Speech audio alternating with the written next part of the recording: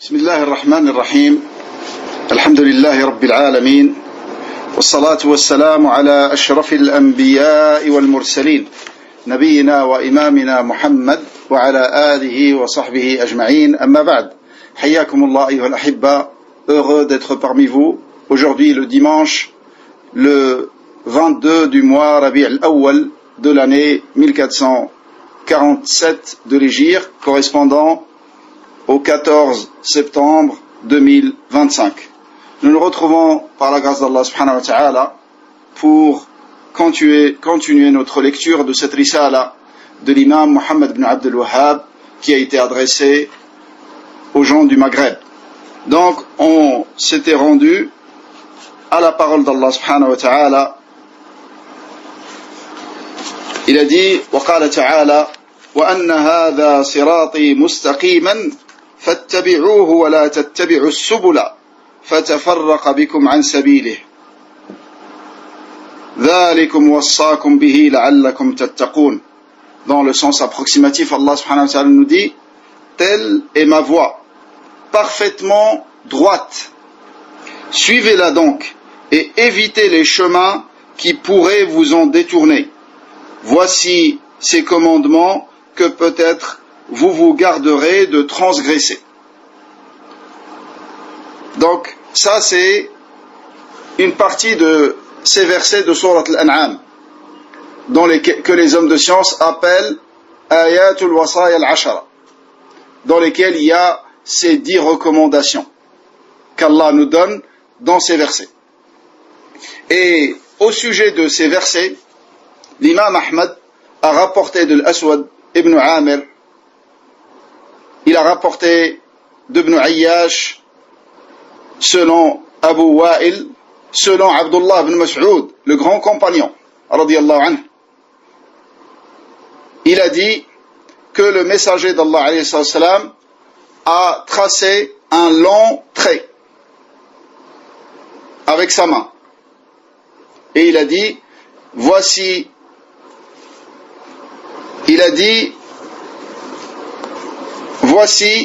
le chemin d'Allah subhanahu wa ta'ala. Voici la voie d'Allah subhanahu wa ta'ala. Par rapport à ce long trait qu'il a tracé avec sa main, par terre, qui est parfaitement droit.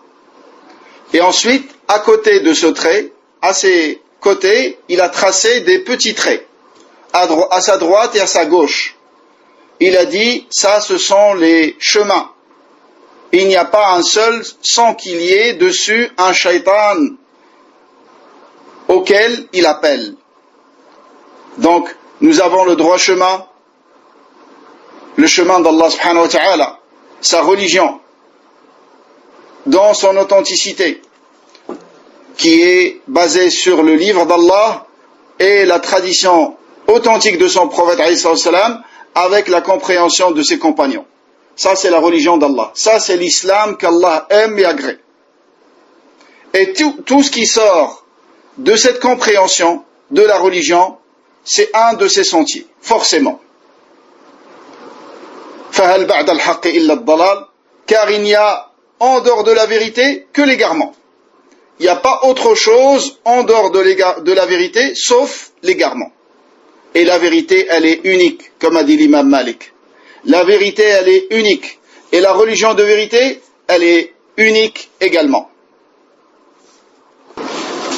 Et Abdullah ibn Mas'ud, radiyallahu anhu, le grand compagnon, comme vous savez, Abdullah ibn Mas'ud, radiyallahu anhu, qui s'appelle Abdullah ibn Mas'ud ibn Ghafil ibn Habib al-Hudhali, radiyallahu anhu, un des grands compagnons. Sa kunya, c'est Abu Abdirrahman, un parmi les premiers dans l'islam. Il dit de lui qu'il était 7e dans l'islam. Il représentait 1/7 de l'islam à un moment. Donc, il est décédé en l'an 32 de l'Hégire. Abdullah ibn Mas'ud, qui a rapporté ce hadith que je viens de vous citer lui-même, il a dit, radiyallahu anhu, il a dit, celui qui veut voir le testament du prophète alayhi salatu wassalam, sur lequel il y a son tampon, qu'il lise ces 3 versets de l'An'am. qu'ils lisent ces 3 versets dans l'An'am. Donc, ce que Abdullah ibn Mas'ud radiyallahu anhu, il veut dire par cette parole, celui qui veut le testament du prophète alayhi salam sur lequel il y a son tampon. On sait que le Nabi alayhi salam n'a pas laissé de testament. Mais s'il devait laisser un testament, bien évidemment, le Nabi alayhi salam, il ne recommande, il ne laisse en testament que ce que Allah nous a recommandé. Et ces versets, ce sont les recommandations d'Allah subhanahu wa ta'ala dans le Coran. Lakin, comme c'est rapporté authentiquement du prophète alayhi salam, les compagnons ont été interrogés, est-ce que le Nabi alayhi salam vous a laissé un testament particulier? Ils ont dit, il nous a laissé le livre d'Allah. Il nous a laissé le livre d'Allah. Et dans d'autres versions, le livre d'Allah et sa sunna. Kitab Allah wa sunnati. Donc, c'est ça qui est voulu par Abdullah ibn Mas'ud radiyallahu anhu. Si le prophète alayhi salam devait laisser un testament pour sa communauté, il aurait laissé ces trois versets. Tellement elles contiennent les bases et les grands fondements de la religion de l'islam. C'est pour ça que nous allons les lire ensemble avant de lire ce que l'imam al-Tabari, rahimahullah, le grand mufassir, a dit à leur sujet. Donc Allah Azza wa Jalla dit قُلْ تَعَالَوْا أَتْلُ مَا حَرَّمَ رَبُّكُمْ عَلَيْكُمْ. Allah dit à son prophète alayhi salam, dis-leur, venez que je vous énonce ce que votre Seigneur vous a réellement prescrit. قُلْ تَعَالَوْا أَتْلُ مَا حَرَّمَ رَبُّكُمْ عَلَيْكُمْ أَلَّا تُشْرِكُوا بِهِ شَيْئًا. Ça c'est le premier point. أَلَّا تُشْرِكُوا بِهِ شَيْئًا. Et bien évidemment, comme vous savez mes frères, on commence toujours par la chose la plus importante. Donc Allah subhanahu wa ta'ala a commencé par la base des bases et par la chose la plus obligatoire en islam et par la bonne action sans laquelle Allah n'accepte aucune autre bonne action. Allah n'accepte que de l'muwahhidin. Allah n'accepte pas de quelqu'un qui sacrifie pour autre qu'Allah, pour Sidi un tel ou pour le mausolée d'un tel. Allah n'accepte pas de quelqu'un qui lève ses mains et qui demande à Sidi un tel et Sidi un tel. Lève tes mains et demande à Allah subhanahu wa ta'ala. C'est ça le tawhid. Et c'est ça la religion de l'islam. Et c'est pour ça, Allah subhanahu wa ta'ala, dans ses versets, dans ses recommandations bénies, il a commencé par ce fondement. Allah tushriku bihi shay'a. Ne lui associez aucune divinité. Ne lui associez aucune divinité. Toutes vos adorations doivent être vouées à Allah seul, subhanahu wa ta'ala. Et tout ce que vous faites comme acte d'adoration, ça doit être réservé exclusivement à Allah subhanahu wa ta'ala. Allah tushriku bihi shay'a. Donc, de l'adorer seul sans rien lui associer.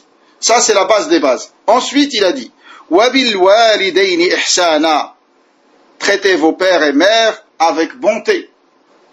Ça, c'est la deuxième obligation. Après le droit d'Allah subhanahu wa ta'ala en islam, vient directement après le droit des parents, le droit des pères et des mères.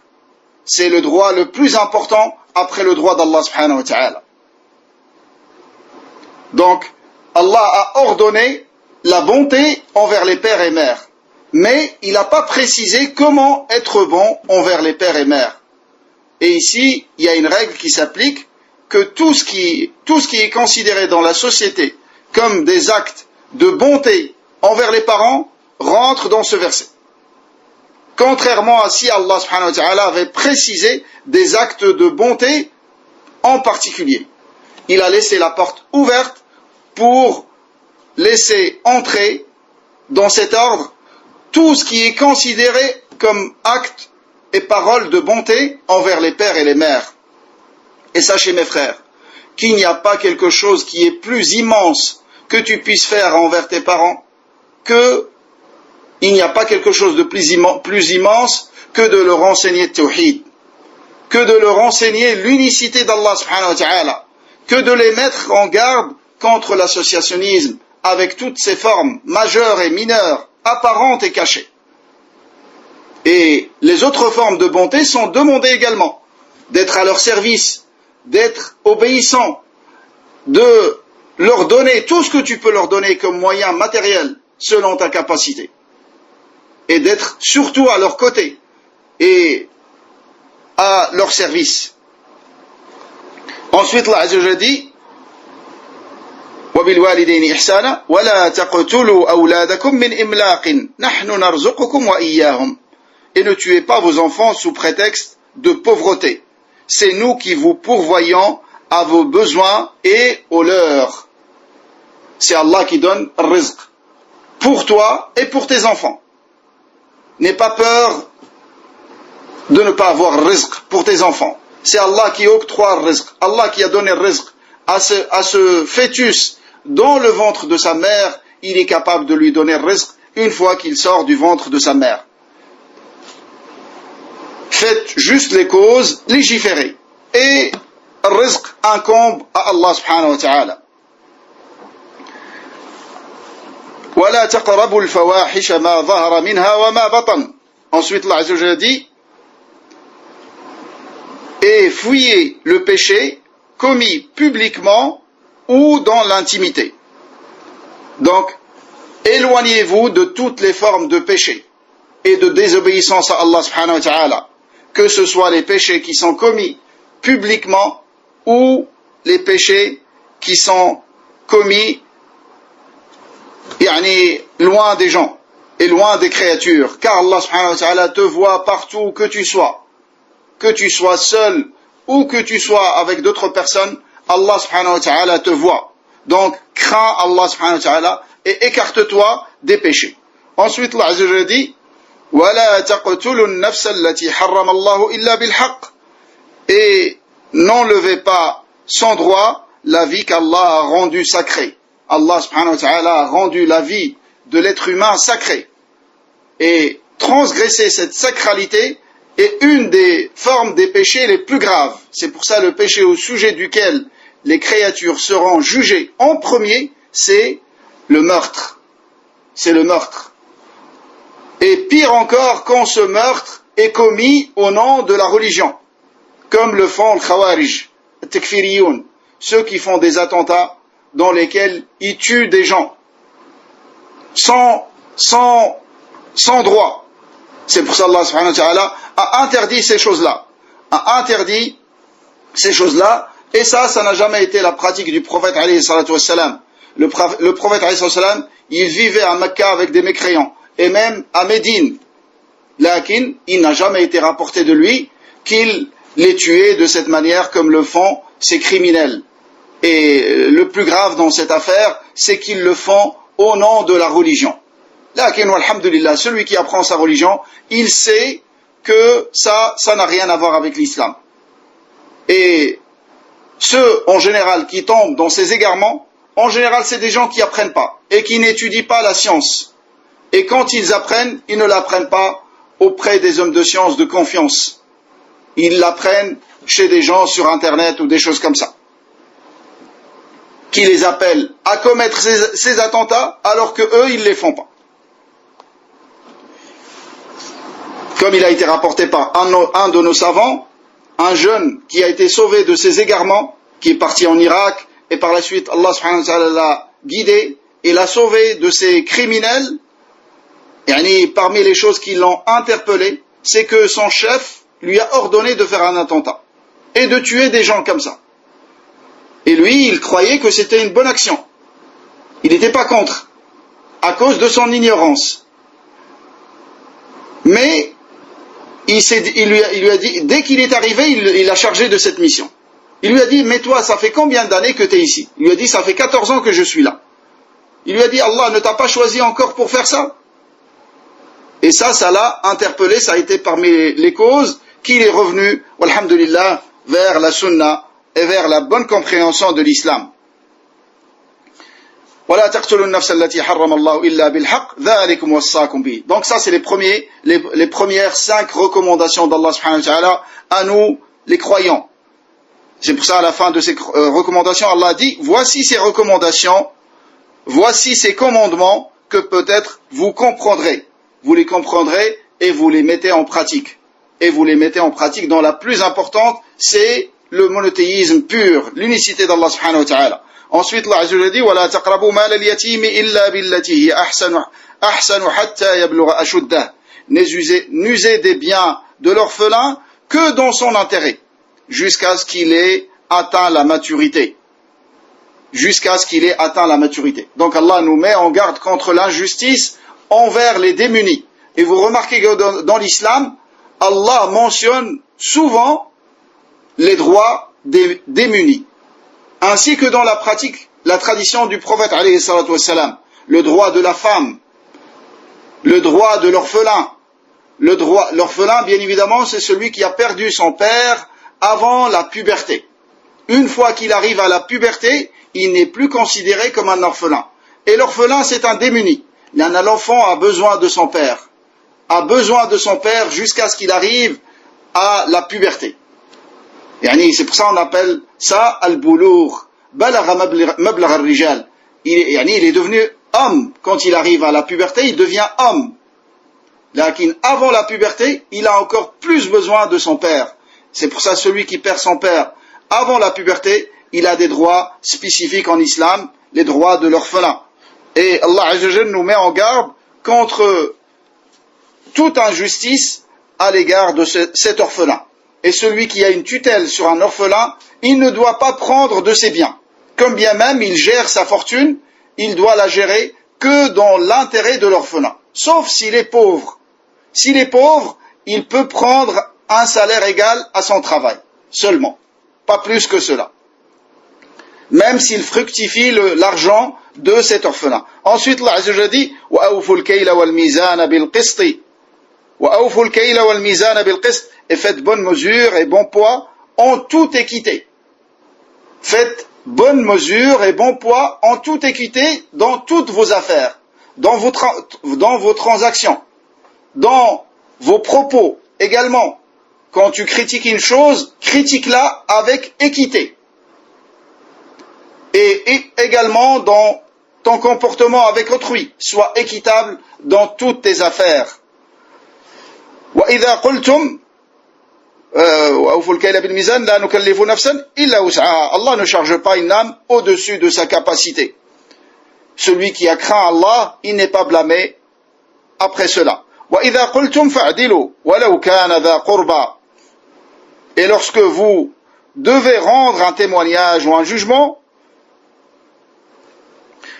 quand bien même c'est à l'encontre d'un proche parent, faites-le en toute équité.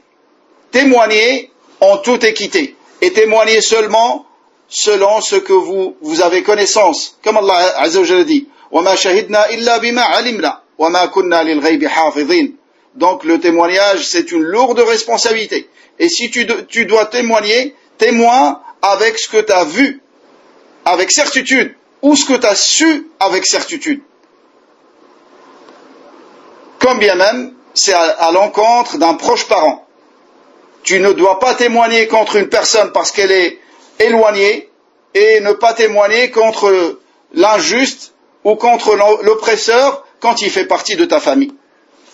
وَبِعَهْدِ اللَّهِ أَوْفُوا. Et en dernier, Allah subhanahu wa ta'ala nous a recommandé, il a dit وَبِعَهْدِ اللَّهِ أَوْفُوا ذَلِكُمْ وَصَّاكُمْ بِهِ لَعَلَّكُمْ تَذَكَّرُونَ. Et honorez vos engagements que vous avez envers Allah contractés. Voici ces commandements, donc peut-être vous vous souviendrez. Donc d'honorer nos engagements, premièrement vis-à-vis d'Allah subhanahu wa ta'ala, les engagements que nous avons vis-à-vis d'Allah subhanahu wa ta'ala, vis-à-vis de son unicité et vis-à-vis de sa religion. Nos engagements vis-à-vis de notre prophète, alayhi salatu wassalam. Nous avons des engagements vis-à-vis de notre prophète. Quand on a dit « Ashhadu anna Muhammadan Rasulullah », ça implique des engagements vis-à-vis de ce prophète, alayhi salatu wassalam, de suivre sa sunna et de suivre sa tradition, alayhi salatu wassalam. Et tous les autres engagements envers les créatures. Après les engagements envers le Créateur subhanahu wa ta'ala. Et à la fin de ces versets, Allah dit وَأَنَّ هَذَا صِرَاطِي مُسْتَقِيمًا فَاتَّبِعُوهُ. Donc il a cité le verset que l'auteur rahimahullah a cité dans cette risala, de suivre le droit chemin, qu'Allah subhanahu wa ta'ala nous a indiquées dans ces grandes lignes, dans ces 3 versets. L'imam al-Tabari, avec ça je termine, l'imam al-Tabari, par rapport à ces versets, il dit, c'est toujours important de savoir ce que ce grand imam dit dans l'explication et l'exégèse de la parole d'Allah subhanahu wa ta'ala. Donc il dit, d'une manière résumée, il dit, voici les commandements d'Allah subhanahu wa ta'ala, de votre Seigneur, à vous les gens, dans les 2 premiers versets. Il nous a ordonné, tout d'abord, son unicité. Et tout ce qu'il a cité dans ses commandements, il les a décrits comme étant son droit chemin, il les a cités comme étant son chemin qui est parfaitement droit. Qui est parfaitement droit. C'est le chemin d'Allah subhanahu wa ta'ala.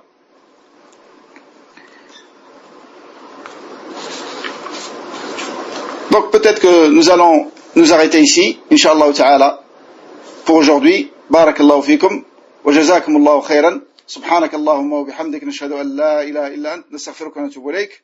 Wassalamu alaykum wa rahmatullahi wa barakatuh.